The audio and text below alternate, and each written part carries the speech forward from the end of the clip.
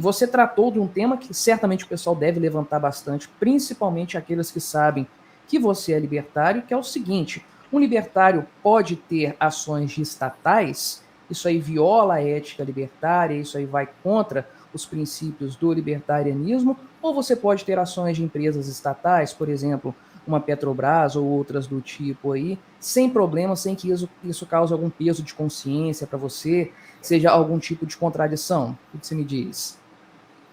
Acho que é uma questão muito pertinente.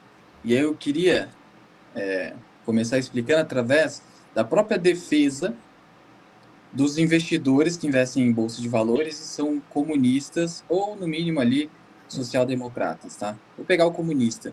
Qual que é o argumento deles? E até faz sentido, tá?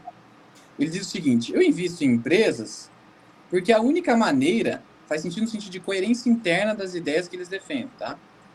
Eu invisto em empresas na bolsa, por mais que eu não goste do mercado financeiro, porque na condição de trabalhador, de proletariado, eu só consigo ter parte desses meios de produção investindo nas empresas. Pô, esse é um argumento coerente nas ideias que eles defendem, tá? Uma coerência interna, que de fato isso é coerente, tá? Não que eu concorde com isso, mas é coerente. Agora, do nosso lado libertário, ao investir em estatais. O que acontece, né? Por mais que nós entendamos que o Estado é o nosso inimigo, é o inimigo de qualquer indivíduo, as empresas estatais, e como o mercado privado sabe disso, ele sabe que as estatais, a sua grande maioria, ou são muito ineficientes, ou são eficientes enquanto o governo não está ali exercendo uma interferência política exacerbada. Ponto. Né? E justamente por saberem disso, o mercado, no geral, principalmente o investidor estrangeiro, porque é ele que manipula os preços da Bolsa de Valores brasileira, ele faz com que as estatais negociem a múltiplos de valuation, ou seja, são números que indicam se uma empresa está barata ou se ela está cara, muito abaixo da média do próprio mercado. Essas empresas, elas ficam com múltiplos tão baixos, mas tão baixos, que eu vou dar o exemplo de Banco do Brasil. Banco do Brasil, ele chegou a ser negociado a 50% do valor do seu patrimônio líquido. É como se a outra metade do patrimônio não valesse nada, não é verdade. E outro ponto, eu comecei a comprar o banco a R$ 28. Tá? O banco, ele detém um payout, que é um índice que define o percentual do lucro líquido que uma empresa paga aos acionistas, de 40%, e é um percentual que não é tão alto assim. Você pode até considerar percentual de 40% como empresa de crescimento. Tá? Mas mesmo com esse payout mais contido, se você comparar com empresas que têm payout de 80%, como é o caso das seguradoras, como a própria BB Seguridade, você vai perceber o seguinte: pô, então não vou ter um bom retorno com os dividendos dessa empresa. Não foi esse o caso.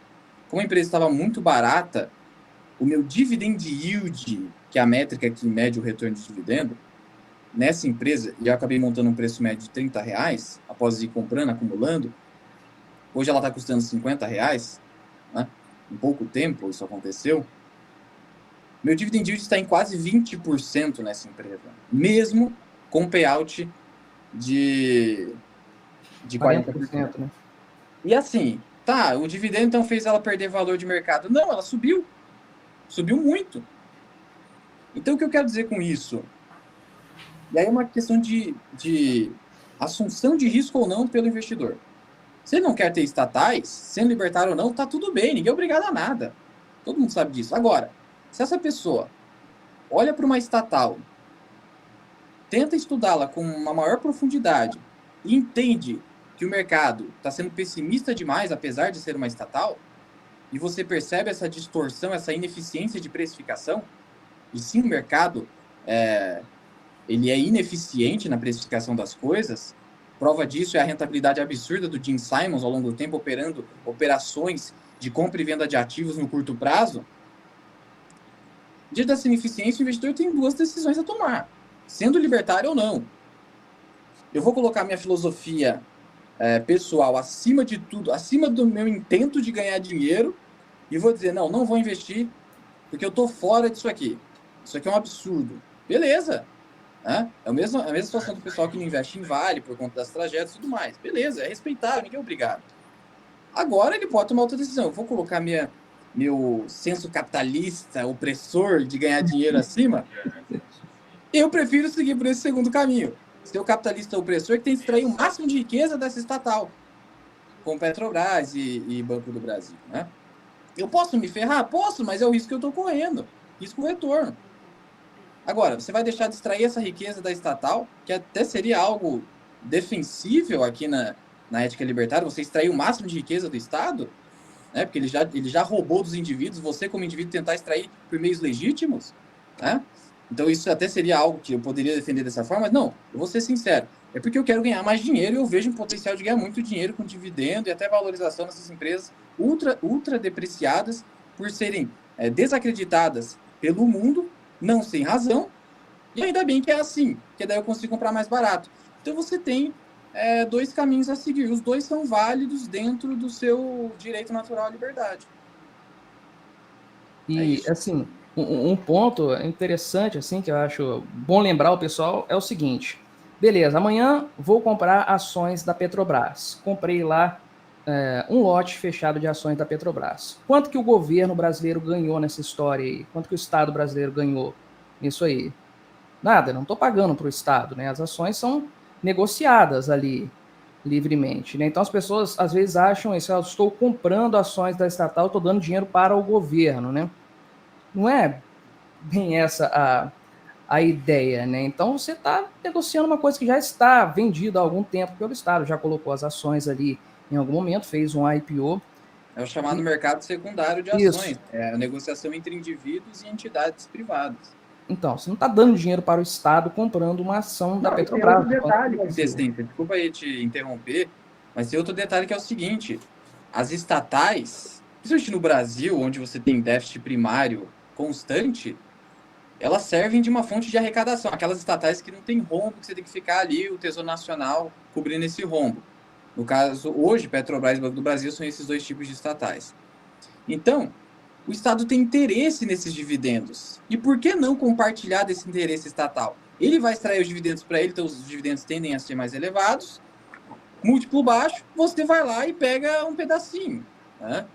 É só observar o preço, porque o preço importa muito nessa equação. Eu prefiro muito mais 49% da Petrobras nas mãos do investidor privado aí, recebendo por meio dessas ações, do que 100% nas mãos do Estado e ele enchendo mais os cofres. Maravilha. Com isso aí, é um dividendo que está indo para a sociedade produtiva, para nós, libertários também, e tudo mais, né? E outra coisa, o pessoal tem que tirar um pouco também essa ideia, assim, de que você consegue se livrar totalmente do Estado. Lá não vou negociar, comprar essa ação porque ela é estatal, não quero tocar no Estado. Beleza, aí você compra de outra que tem um contrato com o Estado, tem uma concessão estatal, tem outra que faz negócios, participa de licitações. Então, você sempre vai ter uma empresa aí que, de alguma forma, está lidando diretamente com o Estado, porque o Estado está em toda parte, não tem como a gente fugir disso aí. No final das contas, as empresas pagam impostos para o Estado também. E aí, como é que você faz nesse cenário aí, né? Então a pessoa tem que entender um pouco, e você citou o exemplo do Banco do Brasil, que é um que eu iria trazer aqui, inclusive, por conta desse dividend yield que você mencionou mesmo, dos 40%, né? Que é extremamente sustentável, você para pensar, está pagando muito para o acionista. Menos da metade do lucro líquido produzido. Como? Menos da metade do lucro líquido produzido. Dá uma grana boa para o investidor, no final dos contos, porque o lucro é muito alto, mas isso está longe de comprometer a viabilidade da empresa. Agora, você compara, por exemplo, com o que a Oi fez no passado, que é uma empresa, entre aspas, privada, né? Não é uma estatal, é a Oi.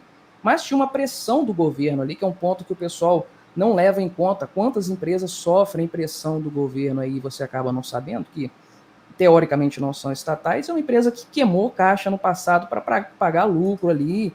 E, bom, o resultado está aí hoje. O investidor acompanhar a empresa. Ninguém está falando que aqui é compre o buy and foda-se, só compra e não faça mais nada. Não é assim. E eu queria também citar outro detalhe. Muitos podem discordar disso. Mas eu entendo que a estratégia de se aliar ao inimigo pode ser bastante benéfica. No sentido de... Nós vimos isso acontecendo na própria economia chinesa. Né? Então você tem o Partido Comunista Chinês, que passou a adotar uma postura de livre mercado em determinadas regiões. Ou seja, eu reconheço que o comunismo não consegue fazer meu país crescer economicamente. Olha só que loucura. Eu entendo, mas ainda assim eu entendo que o capitalismo é nosso inimigo. Mas eu vou ter que adotar as ideias capitalistas fortemente. Então, quer dizer, né? Aliar-se ao inimigo para depois tombá-lo é uma estratégia que funciona. Né? Não estou dizendo aqui que, nossa, nós iremos destruir o Banco do Brasil. Não, aqui são meios legítimos, até legais, né? Até legais. Então, eu vejo que a gente tem que ser flexível. Por exemplo, olha como a flexibilidade é importante, até mesmo para investidores mais tradicionais. Warren Buffett, né? Ele dizia no passado, e ele foi correto na decisão dele, durante ali a bolha.com, nos anos 2000, todo mundo ali estava comprando loucamente empresa de internet, mas era o momento errado. E aí muita gente perdeu dinheiro, a Amazon caiu 95% ali, beleza, mas quem comprou no fundo lá ficou milionário, né? Mas beleza. Ele dizia, não, investir em empresa de tecnologia, eu tô fora. E ele estava certo naquele momento. O que aconteceu em 2021? Ele faz um aporte de 800 milhões de dólares no Nubank. Pô, é uma fintech, né? A maior participação dele é Apple. Dá para dizer que não é uma empresa de tecnologia? Você pode até sustentar nesse sentido, mas veja como até mesmo ele começou a abandonar ali algumas crenças, né, diante de uma nova realidade. Então, a flexibilidade, não estou dizendo que a gente tem que abandonar a ética libertária nem os nossos princípios, esses valores são inegociáveis, mas dentro de uma margem de maleabilidade na realidade mundana, a gente tem que se adaptar, senão a gente vai ficar ultra limitado, sabe? Vai ser uma pessoa limitada ali economicamente, assim, muita coisa não vai funcionar.